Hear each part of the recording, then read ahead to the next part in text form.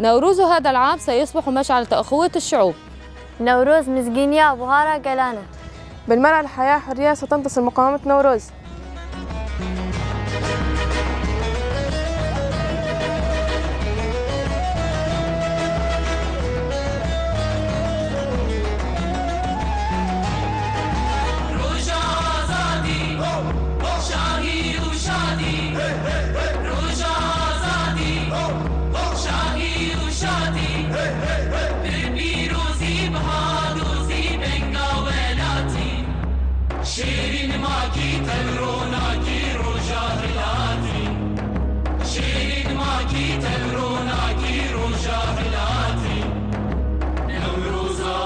نوروز با آگر تشرینه گشت دبا.